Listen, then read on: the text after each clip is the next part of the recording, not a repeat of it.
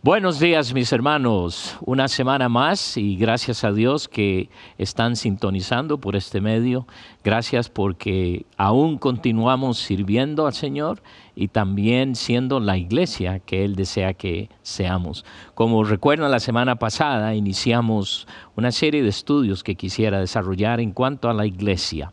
Somos la iglesia. Y estamos trabajando, estamos en el mundo, estamos haciendo lo que Dios espera de nosotros. Hoy quisiera hablar un aspecto, lo que yo llamo la iglesia de Dios es eficaz.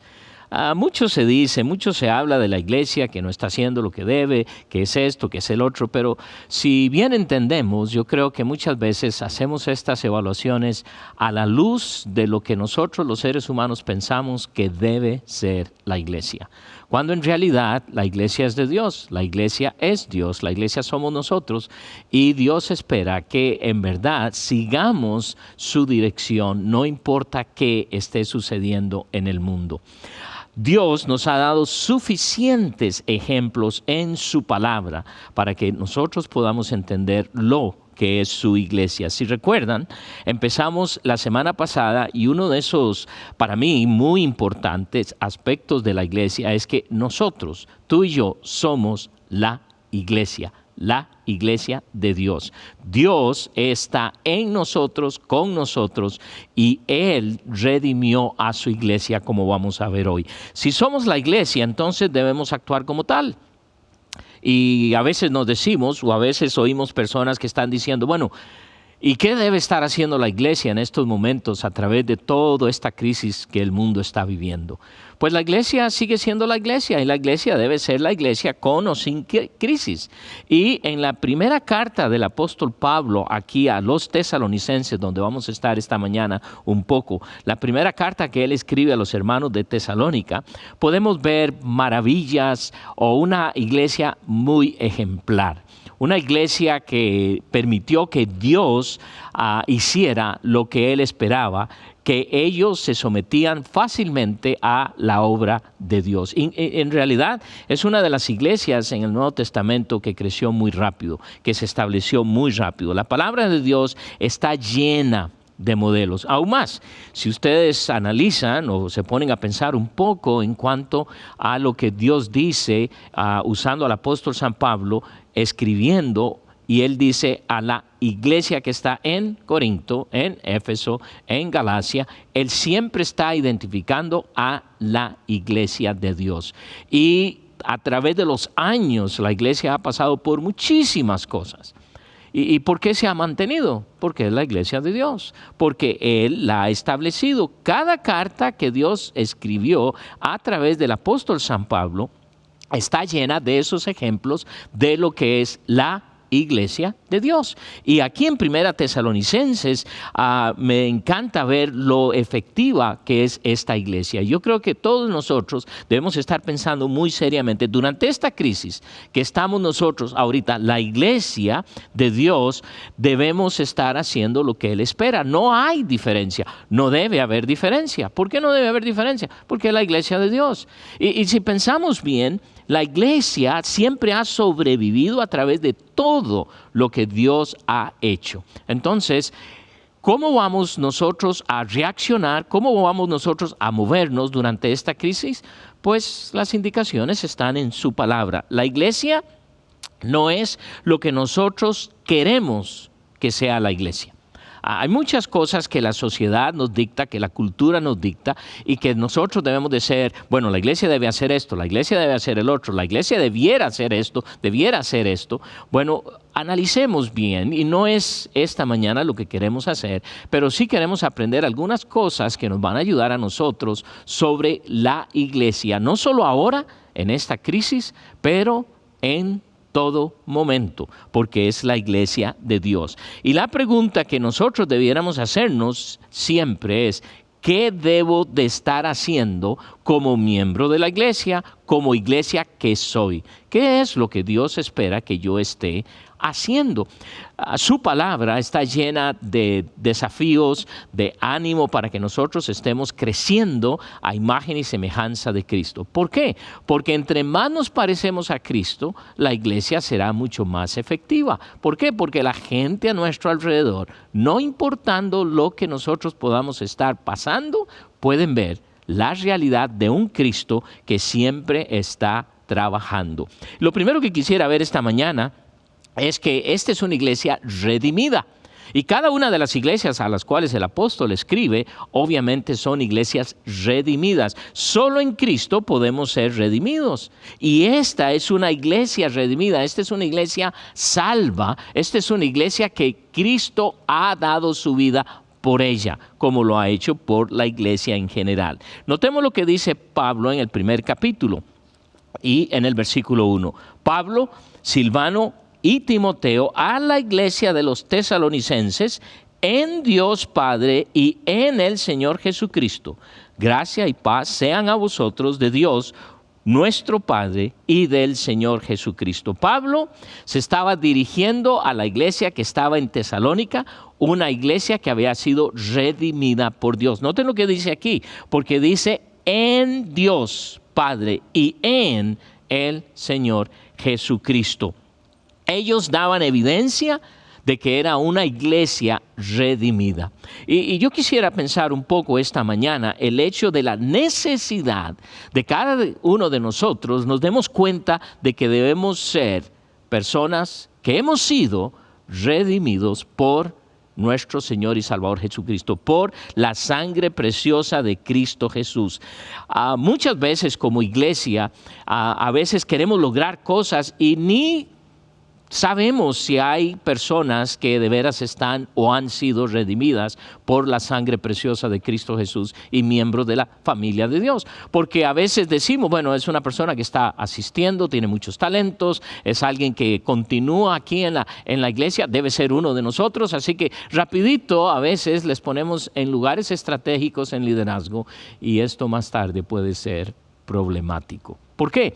¿Por qué? Porque es la iglesia redimida la que va a hacer lo que Dios quiere que nosotros hagamos. Y solo los redimidos por la sangre de Cristo son miembros de su iglesia. Ahora esto suena quizás hoy, en este siglo, suena un poco radical, pero es lo que Dios nos dice.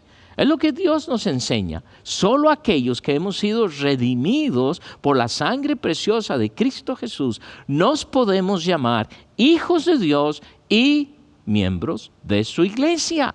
Es la realidad, es lo que Dios hace, es lo que Dios ha diseñado. Quiero que vayan un momentito a Mateo, capítulo 20, versículo 28. Mateo capítulo 20 y específicamente en el versículo 28. Mire lo que él nos dice acá. Como el Hijo del Hombre no vino para ser servido, sino para servir, para dar su vida en rescate por muchos. En Colosenses capítulo 1, en el versículo 4, Colosenses capítulo 1, versículo 4, mire lo que nos dice. En quien tenemos redención por su sangre, el perdón de pecados. Si usted ha sido o ha recibido al Señor Jesucristo como su Señor y Salvador, eres una persona redimida. Ahora, yo quisiera quizás no hacer una pausa, pero quisiera ayudarte a pensar, tú que me estás escuchando, que estás escuchando en este momento, has sido redimido por la sangre preciosa de Cristo Jesús. El hecho de que asistas o aún llamarte miembro de una iglesia, miembro de Grace Way, miembro del ministerio hispano en Grace Way, no te hace hijo de Dios. Debe haber sucedido ese momento en el cual tú reconociste tu necesidad de conocer a Jesucristo, de que tus pecados fuesen perdonados y saber que Cristo, el Hijo de Dios, murió en la cruz del Calvario por ti y te da vida nueva. Y gracias a Dios que Él volvió a resucitar, que Él volvió a vivir. Y hoy, porque Él vive, tenemos vida. ¿Conoces a Cristo como tu Señor y Salvador? Si no, te recomiendo que pronto puedas hacer esta decisión. porque Él quiere redimir, tal como leímos en Mateo capítulo 28, porque Él vino para dar vida, a dar su vida en rescate por muchos. Él dio su vida. Así que esta es una iglesia redimida, porque Pablo dice que a la iglesia que está en Tesalónica, en Dios Padre y en el Señor Jesucristo. Y luego lo dice: gracia y paz sean a vosotros de Dios nuestro Padre y del Señor Jesucristo. Así que espero que haya una revisión de tu posición en Cristo. ¿Soy o no soy hijo de Dios? Y no es mi afán de poner duda, por supuesto que no, pero sí tener esa certeza de que hemos sido redimidos, que has tomado ese regalo en Cristo y ahora eres y puedes decir que eres una persona redimida en Cristo Jesús. Dios quiera que sí. Pablo sigue adelante porque hay dos cosas que el apóstol nos va a enseñar primero en cuanto al miembro que debo ser yo en la iglesia. Note el versículo 2, dice Pablo: damos siempre gracias. Y note que él dice damos porque está incluyendo a Silvano, a Timoteo, quienes están juntos escribiendo esta carta o están mandando esta carta a ellos. Damos siempre gracias a Dios por todos vosotros. Pablo es un ejemplo de un hombre súper agradecido y un hombre de oración que podemos nosotros aquí. Él va a decir primero que está sumamente agradecido. Y noten lo que dice: damos siempre gracias a Dios por todos nosotros. Una buena lección para nosotros para aprender es el hecho de que tú y yo debemos aprender a ser agradecidos. Y pudiéramos pasar el resto del mensaje esta mañana en cuanto a esto, pero debemos estar agradecidos, y especialmente Pablo habla aquí agradecido por los hermanos. Si hay algo que nos toca a nosotros como iglesia, si hay algo que va a identificarnos como hijos de Dios, es mostrar nuestro agradecimiento para con otros hermanos. ¿No es cierto, hermanos, que a veces es difícil ser agradecidos con hermanos que, verdad, es difícil tener una buena relación con ellos? Pero Pablo, sin pensar en absolutamente nadie más que el hecho de que son hermanos en Cristo porque han sido redimidos por el Señor Jesucristo, por su sangre preciosa, les dice: damos siempre gracias a Dios. Y esto es algo que Pablo siempre expresó. Esto es algo que tú y yo, como hijos de Dios, debemos siempre estar expresando. ¿Cuál fue la última vez que estabas bien agradecido, o más bien, estabas más resentido que agradecido por un hermano? El Señor dice: demos gracias. Miren, esto es clave. Quiero que vayan un momentito a Romanos 1 y voy a ver algunos pasajes en donde podemos ver el ejemplo del apóstol. Romanos capítulo 1, en el versículo 8. Mire lo que dice Pablo aquí. Primeramente dice: doy gracias a mi Dios. ¿Sí? Primeramente doy gracias a mi Dios, mediante Jesucristo, con respecto a todos vosotros. ¡Wow! Dando un ejemplo a todos vosotros de que vuestra fe se divulga por todo el mundo. No solo a los hermanos que están en Roma, pero él escribe también a los efesios, a los hermanos que están en Éfeso, en el capítulo 1, en el versículo 16. Note lo que les dice, capítulo 1, versículo 16 de Efesios: no ceso de dar gracias por vosotros, haciendo memoria de vosotros en mis oraciones. No ceso de dar gracias. Si hay algo que nos toca hacer durante esta crisis, es estar agradecido a Dios por nuestros hermanos. Muchos de ellos quizás hasta te han ayudado. En Primera de Corintios, capítulo 1, Primera de Corintios, capítulo 1, una iglesia difícil que Pablo escribe para corregir muchos asuntos en esta iglesia. Sin embargo, él les dice en el versículo 4 del primer capítulo: gracias doy a mi Dios siempre por vosotros. Gracias doy a mi Dios siempre por vosotros. ¡Qué tremenda bendición! Filipenses también, cuando Pablo está en prisión y les está mandando esta carta a los hermanos que están en Filipos, mire lo que les dice en el capítulo 1, versículo 3, dice: doy gracias a mi Dios siempre que me acuerdo de vosotros. Si hay algo que hará en nosotros una iglesia poderosísima, una iglesia eficaz, es el hecho de que seamos agradecidos con los hermanos que Dios nos dio. Cada vez en nuestras oraciones, yo creo que especialmente en esta crisis somos muy dados a pedir a Dios protección, provisión, y con mucha razón, claro que sí, pero qué de agradecidos a Dios por los hermanos, especialmente ahora que no tenemos el privilegio de reunirnos como iglesia. ¿Cuánto apreciamos nosotros el hecho de que estos hermanos, Dios los ha puesto en esta iglesia, pensando en Graceway, pensando en el ministerio hispano aquí en Graceway? Qué agradecidos estamos con nuestro Señor por los hermanos que Él nos ha dado. Es importantísimo que Él aprenda. Si hay algo que he aprendido a través de toda esta crisis, es el hecho de que estoy aprendiendo a ser sumamente agradecido con Dios por cada uno de ustedes, mis hermanos.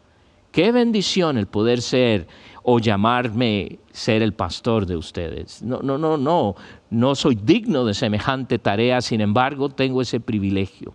Y gracias, quiero aprovechar ese momento en darte las gracias, dar las gracias a mi Dios por el hecho de que tú eres parte de nuestro ministerio. Imagínate lo que Dios va a hacer, y si hay algo que Dios me ha enseñado durante todo este tiempo, durante esta crisis, es agradecer a cada uno de ustedes. Y de veras, lo digo con mucho amor y con mucha convicción. Quiero que vean que él, además, el apóstol, continúa también diciendo esto en el capítulo 3, y específicamente en el versículo 9. Pablo dice, por lo cual, ¿qué acción de gracias podremos dar a Dios por vosotros? Por todo el gozo con que nos gozamos a causa de vosotros delante de nuestro Dios. Qué hermoso, ¿no? Qué precioso. Qué acción de gracias podremos dar a Dios. Piensa en esto. En este tiempo que, si bien es cierto, muchas cosas ya se están abriendo, negocios están empezando a abrirse, restaurantes, lugares públicos a los cuales puedes ir y ver, la iglesia aún no, pero estamos esperando y confiando que será pronto. Durante ese momento estoy apreciando a mis hermanos.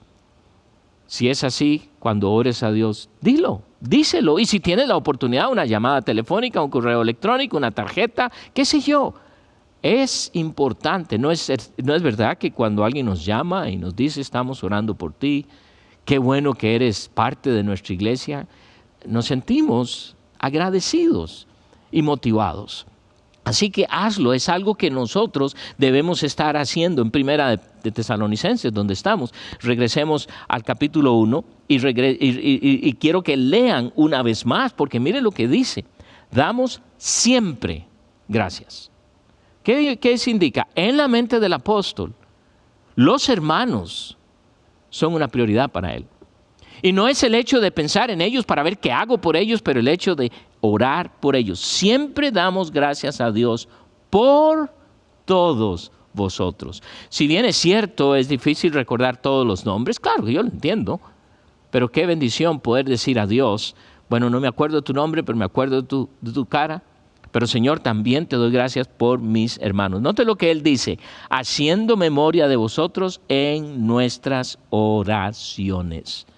Hay algo que el apóstol también estaba diciendo, que no solo él estaba agradecido a Dios por ellos, pero otra cosa que el apóstol hacía era oraba por ellos. Una iglesia eficaz no solo está agradecido por los hermanos que son sus miembros y pensando en los hermanos locales, pero también de aquellos hermanos que conocemos en otros lugares, en otros países, pero también el orar por ellos. Esto es lo que el apóstol hacía.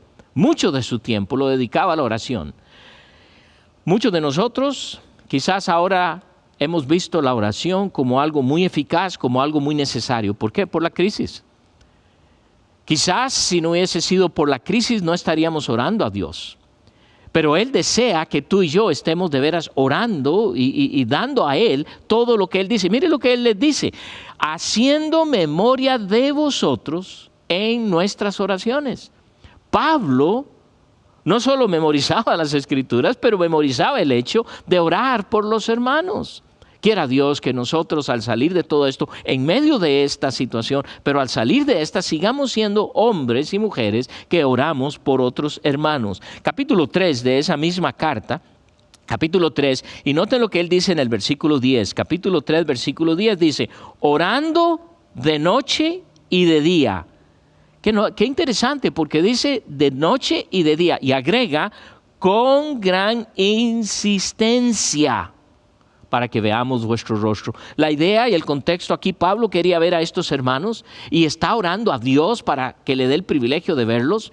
Creo que eso es lo que muchos de nosotros estamos orando en este momento. Si bien es cierto, podemos vernos unos a otros por medio de los medios sociales, por medio de la tecnología que tenemos a nuestra disposición. Pero qué precioso el podernos ver cara a cara, en persona. Y es lo que el Pablo está orando aquí. Sin embargo, él dice que está orando día y noche con insistencia. Es algo que el apóstol siempre lo caracterizó. Ustedes pueden ver a través de todas las cartas.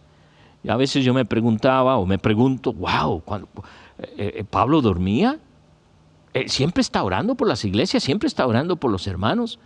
Y recuerdo que el medio de transporte quizás en aquellos días no es como nosotros hoy, autos y jets y la bendición que tenemos de movernos de un lugar a otro súper rápido, pero él pasaba mucho tiempo caminando. Y me imagino que durante esas grandes caminatas de un lugar a otro es donde él aprovechó su tiempo para recordar y hablar a Dios de los hermanos. Quiera Dios que al terminar esta crisis tengamos un hábito de orar unos por otros. Pablo escribe a Timoteo, y él en la segunda carta de Timoteo, capítulo 2, en el versículo 3, mire lo que Pablo le dice a este muchacho. Dice, doy gracias a Dios, otra vez agradecido por lo que Él es, el cual sirvo desde mis mayores con limpia conciencia, de que sin cesar me acuerdo de ti en mis oraciones, noche y día. Qué precioso es saber que hay hermanos que están orando por nosotros, ¿no es cierto? Nos anima bastante. En este tiempo que hemos estado, hemos sabido de casos de hermanos que han perdido seres queridos. Y si bien es cierto, no estamos ahí para poderles dar un abrazo de consuelo, podemos hacerlo por palabras, no es igual, pero lo podemos hacer. Pero qué bendición el saber que estamos orando, saber que otros están orando para que Dios me dé consuelo. Y cuando experimento ese consuelo me doy cuenta que es porque otros están orando por mí. Quiera Dios, hermanos, que seamos parte de una iglesia eficaz, la iglesia del Señor, una iglesia que está agradecida por cada uno de sus miembros, no importa su posición social, económica, raza, cultura, lenguaje, pero que también oremos unos por otros. Que esto no sea ya, o que ya pasó todo esto, nos tranquilizamos, como suele pasar, ¿verdad? Y empezamos a bajar la guardia y dejamos de orar. Quiera Dios que no sea así, que lo sigamos haciendo. Dos cosas que el apóstol empieza con esta carta, mostrando de lo que es una iglesia eficaz, lo que es los miembros, o lo que debemos ser los miembros de una iglesia eficaz. Agradecidos por los hermanos que Dios nos ha dado, y segundo, orando unos por otros. Pero no solo esto, quiero que vean otras tres cosas que nos dice aquí Pablo acerca de esta iglesia. Esta es una iglesia que pudiéramos llamar una iglesia con propósito.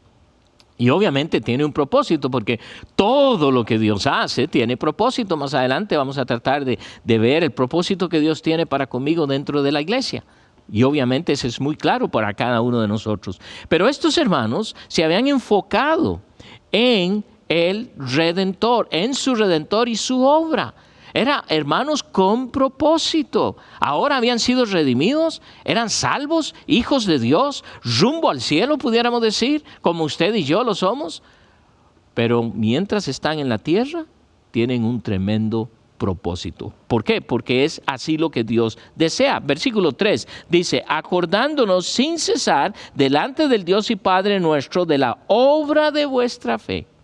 Qué interesante, porque dice que se acordaban sin cesar delante de Dios, obviamente en oración, hablando a Dios, y Padre nuestro, de la obra de vuestra fe, del trabajo de vuestro amor y de vuestra constancia en la esperanza en nuestro Señor Jesucristo. 3 cosas específicas habla el apóstol, que está agradecido y que quiere además animar a estos hermanos, y que él recuerda de esta iglesia, porque esta iglesia es una iglesia eficaz. Y es lo que Dios quiere de Graceway, es lo que Dios quiere del Ministerio Hispano, que seamos una iglesia tal y como Dios la ha diseñado para ser, y que podamos causar un impacto en el mundo. Y no para nosotros, no para decir, wow, qué iglesia que existe ahí en Kansas City. No. Es porque somos la iglesia de Dios. Y nos ha dado el poder para de veras ser una tremenda iglesia sobre la faz de la tierra. 3 cosas podemos notar. Lo primero, la obra de su fe.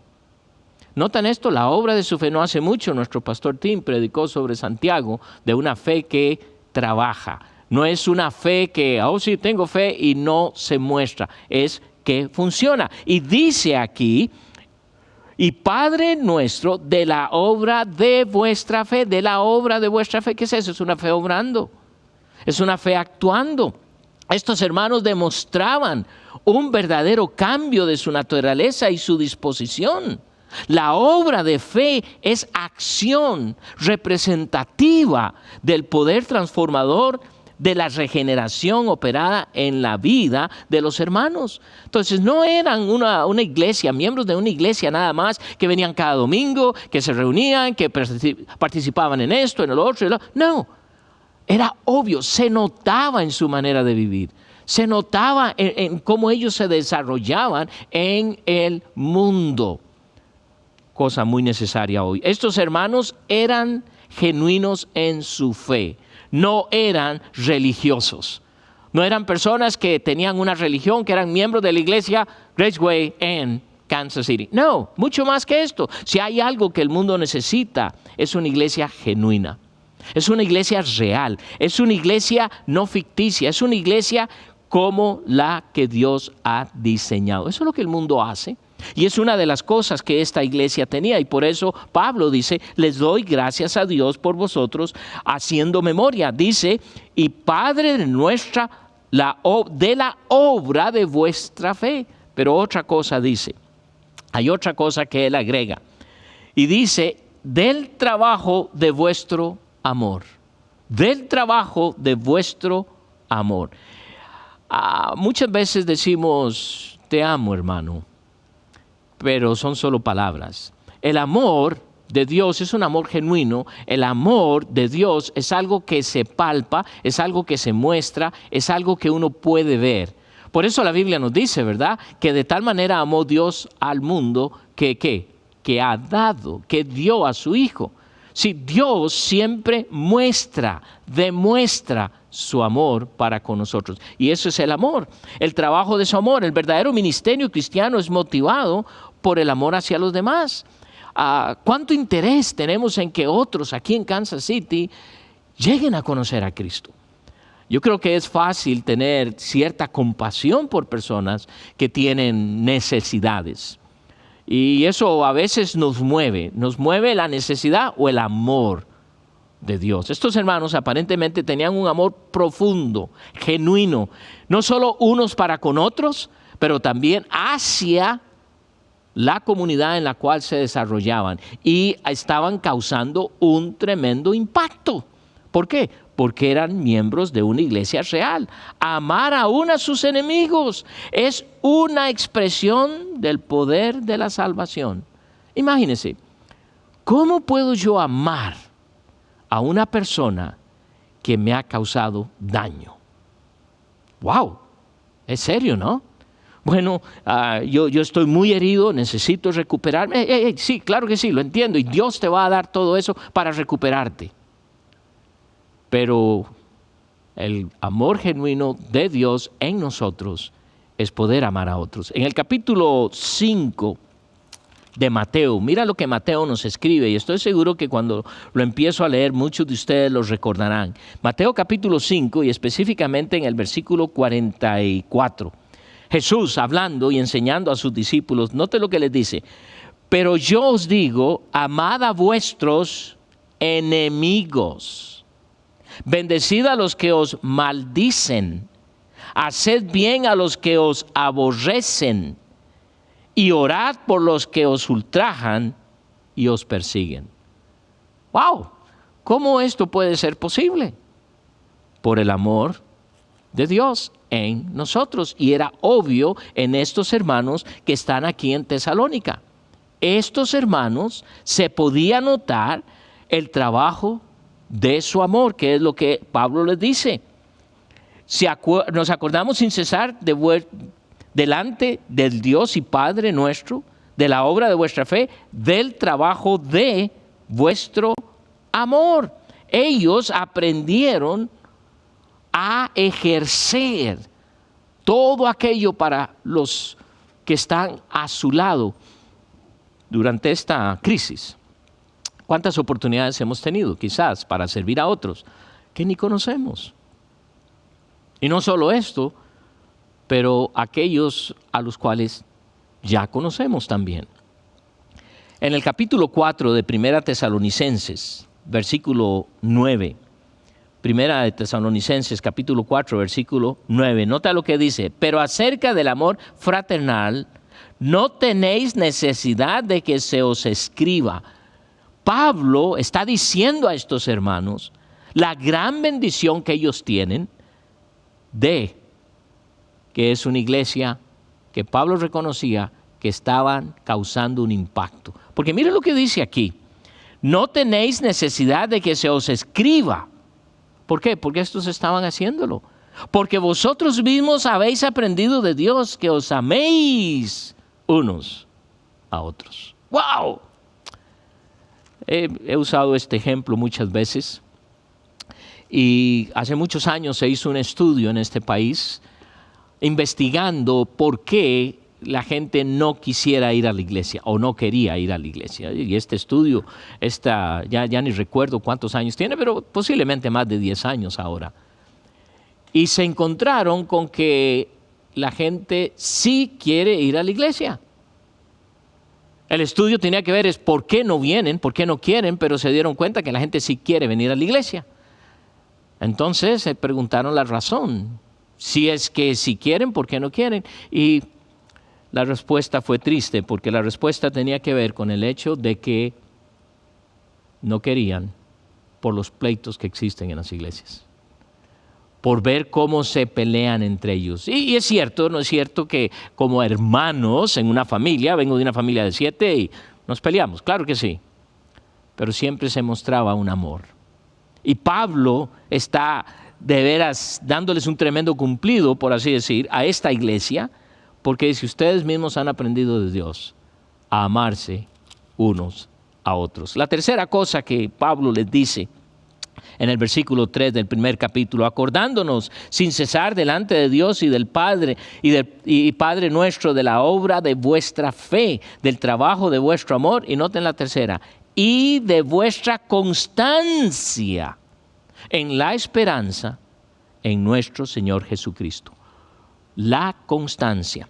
Esto es muy importante porque en momentos como estos en los que estamos viviendo, es muy fácil a veces no ser muy constantes, porque dependemos de lo que está sucediendo.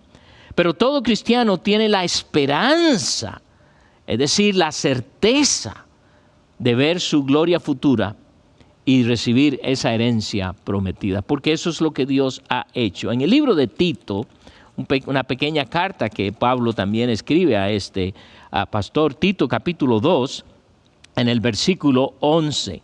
Note lo que dice aquí: porque la gracia de Dios se ha manifestado para salvación a todos los hombres, enseñándonos que renunciando a la impiedad y a los deseos mundanos, vivamos en este siglo sobria, justa y piadosamente, guardando la esperanza bienaventurada y la manifestación gloriosa de nuestro gran Dios y Salvador Jesucristo. ¿Qué está diciéndonos el Señor? Ese tiempo glorioso viene, es certero, es real, es genuino, va a ocurrir. Somos constantes en esperar ese tiempo. La esperanza de los tesalonicenses era firme. ¿Por qué era firme? Porque estaba fundamentado en el fundamento de la iglesia, que es Cristo Jesús. Y si Él nos dio esa promesa es porque es una realidad. La venida de Cristo Jesús es el tema principal de ambas cartas de Tesalonicenses.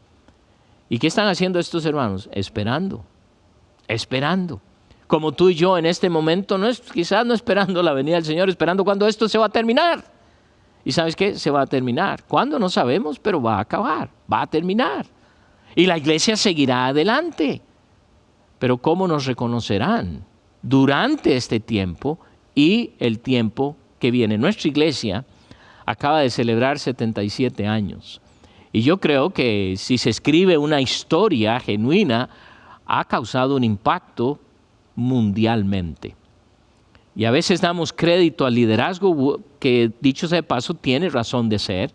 Sin embargo, tú y yo tenemos que pensar que eso ha sido posible porque simplemente hemos seguido la dirección de una iglesia que Dios estableció en este lugar para tocar literalmente el mundo.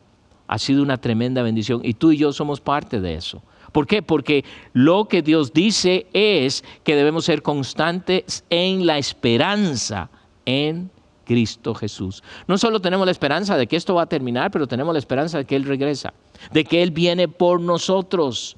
La gente que no es salva no espera con entusiasmo la segunda venida. Por supuesto, aún más ni la creen. Pero me temo que hay muchos creyentes que tienen dudas también. Y hermano, quiero que seas constante en la esperanza, porque el Señor viene pronto. Él viene pronto. Esta iglesia con propósito, su propósito y su consagración fue posible por el poder que moraba en ellos en Cristo Jesús. Noten lo que dice en el versículo 4. Porque conocemos, hermanos amados de Dios, vuestra elección, pues nuestro evangelio no llegó a vosotros con palabras solamente, sino también en poder del Espíritu Santo y en plena certidumbre, como bien sabéis cuáles fuisteis entre vosotros por amor de vosotros. ¿Sabe por qué es posible que la iglesia sea una iglesia eficaz? Porque en nosotros mora el Espíritu Santo de Dios. Y si mora en nosotros el Espíritu Santo de Dios, la iglesia no es parable. La iglesia va a hacer algo tremendo en este mundo, porque es el diseño de Dios. Y eso nos toca a nosotros. A veces tú y yo pensamos que somos un poco insignificantes. No. Vamos a ver más adelante que cada miembro en la iglesia no solo tiene su función, pero si cada uno de nosotros está haciendo lo que Dios nos puso a hacer, o el propósito por el cual nos puso en el lugar específico, hermanos, este mundo ya hubiese conocido a Cristo como su Señor y Salvador. Sin embargo, ¿por qué no ha sido posible? Si la iglesia es poderosa. Bueno, creo que muchos no creen lo que Dios es capaz de hacer. Estos hermanos de Tesalónica lo creyeron, lo hicieron, lo llevaron a cabo. Dos cosas que el apóstol nos enseña: ser agradecidos con los hermanos que Dios nos ha dado y orar por ellos. Y tres cosas que pudimos ver en lo que es una iglesia con propósito, en la cual estamos aquí y que nosotros debemos estar enfocados: en la obra de vuestra fe, el trabajo de vuestro amor y vuestra constancia en la esperanza. Hermanos, esto va a llegar a su final. Yo sé que ya van o nos estamos acercando a 3 meses, pero va a terminar. ¿Estás esperando en Él salir de esto y entonces empezar lo que antes hacías? Ojalá que no. Ojalá que seas una persona como miembro de la iglesia que eres, como persona eficaz de la iglesia que eres, te conviertas en alguien que Dios quiere usarte en lo que Él tiene específicamente para llevar a cabo la obra que te ha asignado. Y serás increíblemente exitoso, pudiéramos decir exitosa, sí, pero más que eso, súper eficaz. Y veremos a mucha gente venir a los pies de Cristo. Gracias, Padre, te damos porque nos has dado una mañana gloriosa, una iglesia, oh Dios, en la cual pertenecemos aquí en la tierra, aquí en Kansas City, Y Señor, oro para que en verdad cada uno de nosotros pueda no solo apreciar a nuestros hermanos, estar agradecidos por cada uno de ellos, pero que también, Señor, ayúdanos a recordarles en nuestras oraciones. Y gracias te damos, Señor, porque somos parte de una iglesia que nuestra fe es visible, que quiere impactar el trabajo de tu amor para con nosotros y la constancia en una certeza de que tú vienes y que tú eres Dios y que esta es tu iglesia. Señor, bendícenos y queremos ser hombres y mujeres efectivos en tu iglesia. Oramos en el precioso nombre de Cristo Jesús. Amén. Amén. Dios me los bendiga.